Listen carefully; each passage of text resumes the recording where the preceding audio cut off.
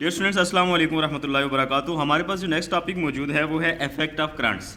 इससे पहले हम करंट के बारे में पढ़ चुके हैं कि करंट क्या होता है, सोर्स ऑफ करंट क्या होते हैं और ये एक जगह से दूसरी जगह पे मूव कैसे करता है, इसकी ट्रैवलिंग कैसे होती है। तो आज हम इस टॉपिक में इस चीज़ के बारे में स्टडी करेंगे कि जो करंट जब किसी सिस्टम में से गुजरता है, किसी वायर में से गुजरता है, किसी लिक्विड में से गुजरता है या किसी गैस में से गुजरता है। वैसे गैस तो इस टॉपिक का हिस्सा नहीं है, लेकिन मैं उसके बारे में भी थोड़ी सी डिटेल बता दूंगा। तो वहाँ पे कोई इफेक्ट क्या छोड़ता है, कौन से असर छोड़ता है। तो हमारे पास जो टॉपिक का मेन 3 पार्ट्स हैं वो हैं कि there are following effects: heat effect and magnetic effect. Number 3 chemical effect. Number 1 heat effect होता है, नंबर 2 मैग्नेटिक इफेक्ट होता है, नंबर 3 केमिकल इफेक्ट होता है। तो हम सबसे पहले देखते हैं हीट इफेक्ट। जैसे कि आपने देखा होगा कि मैं थोड़ी सी एग्जांपल्स दे के बात को स्टार्ट करता हूँ कि हमारा टॉपिक हीट इफेक्ट, इसको हम स्टडी करने लगे हैं कि तो अगर हमारे पास किसी वायर्स में से करंट गुजर रहा होता है तो वायर्स वार्म अप हो जाती हैं, या कॉमन सी एक मिसाल हम हीटर की ले लें। तो जब उसमें से करंट गुजर रहा होता है तो वो क्या हीट पैदा करता है और जिसकी वजह से हम उसको अपनी डेली लाइफ में यूज़ भी करते हैं। इसी तरह आयरन की मिसाल ले लें, इलेक्ट्रिकल आयरन जो होती है। तो ये सारी चीज़ें क्या हैं, हमारे पास हीटिंग इफेक्ट में आती हैं। तो अब हम ये देखते हैं कि दरअसल ये हीटिंग इफेक्ट होता कैसे है। सबसे पहली बात ये है कि जो करंट है वो हम पढ़ के आए हैं कि मूवमेंट ऑफ चार्जेस है, यानी इलेक्ट्रॉन का फ्लो है। तो free electrons collide with each other, so heat is produced.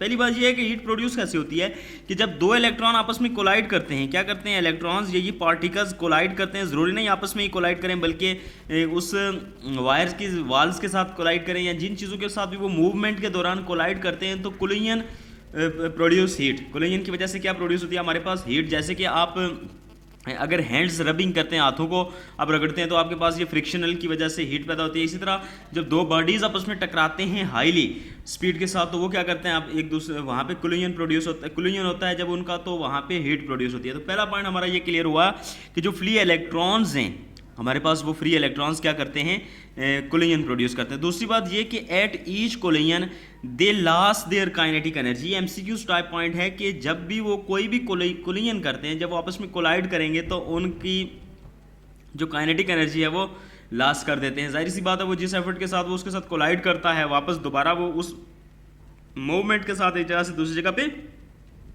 नहीं जाता। तो यही वजह है कि हम ये कह सकते हैं कि कोलिजन से उसकी क्या हो जाती है, एनर्जी, काइनेटिक एनर्जी जो होती है वो लेस हो जाती है। तो नेक्स्ट हमारे पास थर्ड पॉइंट आता है कि so that flow of current produces heat and this heat is represented by H. तो हम ये फाइनली ये डिसीजन दे सकते हैं कि हम असल में सोर्स ऑफ करंट में इफेक्ट ऑफ करंट पढ़ रहे हैं, ठीक है। तो हमने हीट का टॉपिक चूज़ किया और हमने हीट देखी है कि कोलिजन जो है इलेक्ट्रॉन का, उससे हीट प्रोड्यूस हो सकती है। इट्स मीन हम ये फाइनली ये बात सजेस्ट कर सकते हैं कि करंट जहाँ से गुजरता है वहाँ पे हीट प्रोड्यूस होती है। अब ये डिफरेंट मटेरियल की वजह से भी होता है कि डिफरेंट मटेरियल में हीट कम प्रोड्यूस होती है या ज़्यादा प्रोड्यूस होती है। ये चीज़ें हम बाद में देखेंगे, लेकिन जस्ट हीट प्रोड्यूस होने के फिनोमेना को हम देख रहे हैं, तो उसको हमने डिसाइड किया कि हीट प्रोड्यूस हो सकती है। So that flow of current produces heat and this heat is represented by H. हम ये कह सकते हैं कि हीट जो है इन मटेरियल्स में प्रोड्यूस होती है और इस हीट का जो हम रिप्रेजेंटेड फॉर्म होती है वो होती है capital H. So that this heat is explained bye an equation that is. तो हम इस हीट को एक इक्वेशन से एक्सप्लेन कर सकते हैं। ये जो इक्वेशन है इसकी कोई जेनेरिक डेरिवेशंस नहीं है, ये जस्ट आपको याद करनी होगी। ये क्या है कि एच इज़ इक्वल टू, यानी heat is equal to I का स्क्वायर, रेजिस्टेंस एंड टाइम, यानी H is equal to I square R T, where I is equal to current and R यहाँ करंट का, यानी कि ये आई स्क्वायर मीन करंट का स्क्वायर, R is equal to resistance and T is equal to time. Okay, हमारे पास ये T is equal to time आता है। तो हमारे पास एग्जांपल्स कौन सी है हीटिंग इफेक्ट की। पहली बात ये है कि इलेक्ट्रिक हीटर्स जो हम घरों में यूज़ करते हैं। दूसरी एग्जांपल हमारे पास हीटिंग इफेक्ट ऑफ करंट की है केटल्स, जिनकी वजह से हम पानी वगैरह गर्म करते हैं और आई थिंक टी मेकिंग वगैरह में हम उनको यूज़ करते हैं। तो नेक्स्ट है इलेक्ट्रिक आयरन्स, जो हम कपड़ों की प्रेसिंग वगैरह के लिए इस्तेमाल करते हैं। ये सारे क्या हैं, करंट की पासेज की वजह से हीटिंग इफेक्ट्स हैं। ओके, तो ये था हमारे पास हीटिंग इफेक्ट का टॉपिक। नेक्स्ट है स्टूडेंट्स नेक्स्ट हमारे पास जो टॉपिक मौजूद है वो है मैग्नेटिक इफेक्ट। ठीक है, कि मैग्नेटिक इफेक्ट कैसे होता है जब इलेक्ट्रिक करंट किसी वायर में से पास करता है। तो ये एक जानी मानी हकीकत है कि when current is flow a magnetic field is established in surrounding of the wire, के जब करंट फ्लो करता है किसी सर्किट के अंदर, किसी वायर के अंदर, तो उसकी सराउंडिंग में क्या होता है, मैग्नेटिक फील्ड पैदा होती है।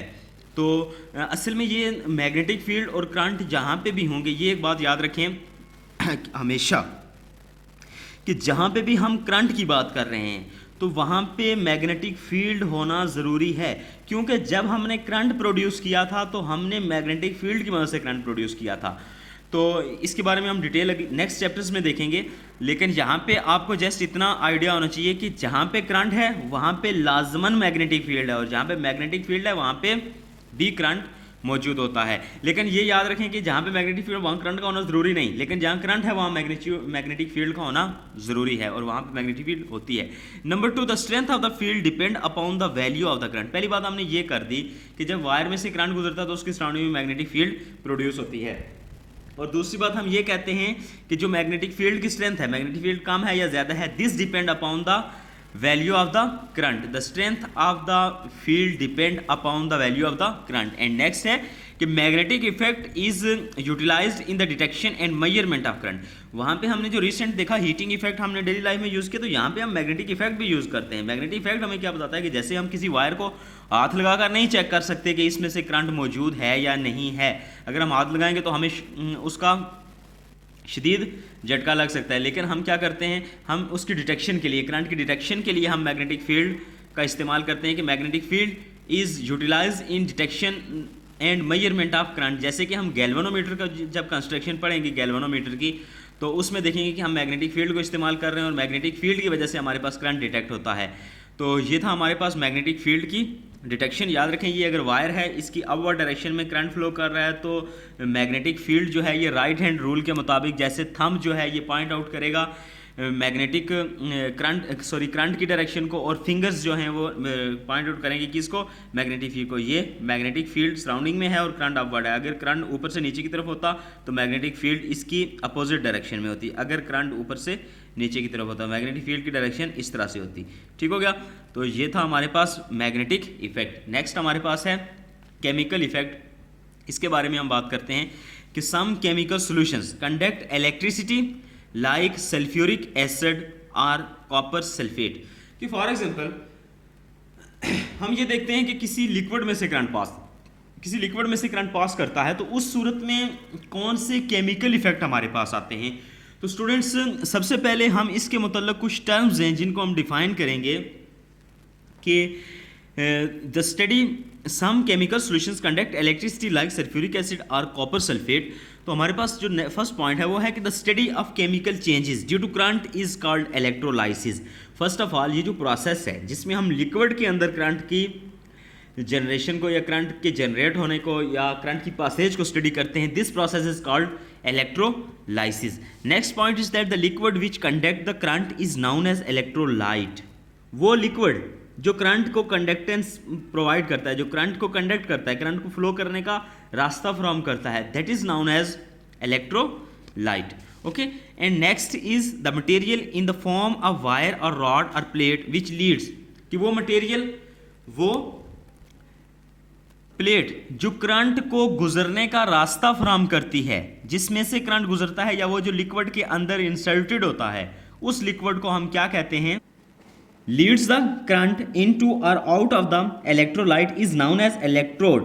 वो मटेरियल जहाँ में से करंट गुजर सकता है, वो जो लिक्विड के अंदर करंट की पासेज के लिए जो टर्मिनल दाखिल किया जाता है, जो वायर दाखिल की जाती है, that is known as electrode. जैसे कि यहाँ पे डायग्राम में ये चीज़ क्या है, ये दोनों इलेक्ट्रोड्स हैं हमारे पास। ओके, तो डायग्राम पे हम आते हैं, थोड़ा सा पॉइंट्स पढ़ लें।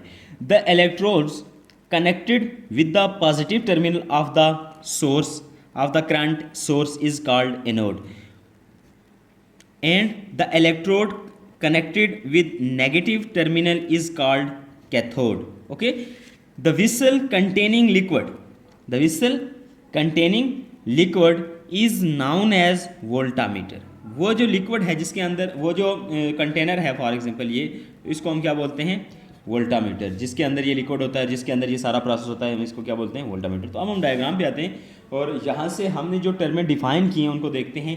ये हमारे पास केमिकल चेंज है। लेट अस सपोज हमारे पास यहाँ पे सल्फ्यूरिक एसिड या कैल्शियम सल्फेट का जो हमारे पास लिक्विड पड़ा हुआ है, ये जो हमारे पास इसका केमिकल रिएक्शंस होता है, इसको हम बाद में स्टडी करते हैं। सबसे पहले हम इसके पार्ट्स को स्टडी करते हैं कि जो हमारे पास अंदर लिक्विड है, अभी हम डिफाइन करके आए हैं कि ये क्या है, इलेक्ट्रोलाइट है। ओके, इस लिक्विड को हम क्या बोलते हैं? इलेक्ट्रोलाइट बोलते हैं। और इस कंटेनर को हम क्या बोलते हैं?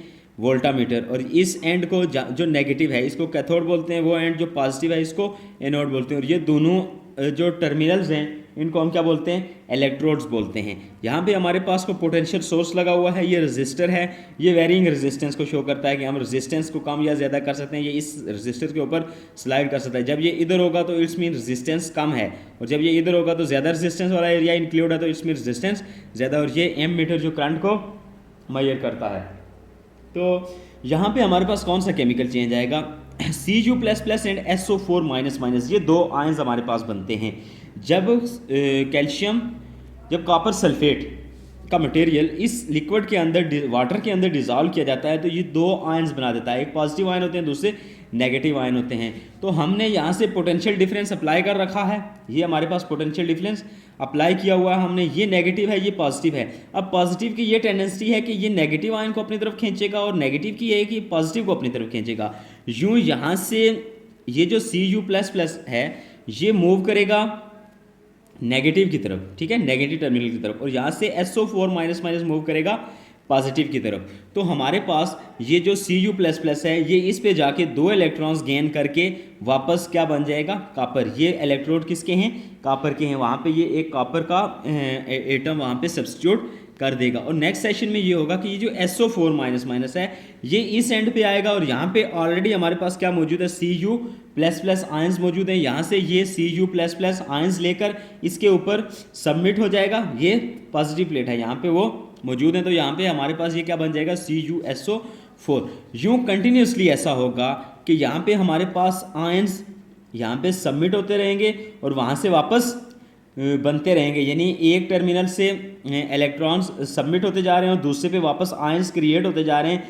यूँ जो टोटल इफेक्ट है हमारे पास जो कैल्शियम सल्फेट का, सॉरी कॉपर सल्फेट का, ये हमारे पास कंटिन्यूसली ये लिक्विड हमारे पास यहाँ पे मौजूद रहेगा और बार बार हमारे पास यहाँ से आयंस इलेक्ट्रोड्स की मदद से क्रिएट भी होते रहेंगे और इलेक्ट्रॉन को पास भी करते रहेंगे। तो हम इस फिनोमेना को क्या कहते हैं कि ये हमारे पास केमिकल इफेक्ट है करंट की वजह से।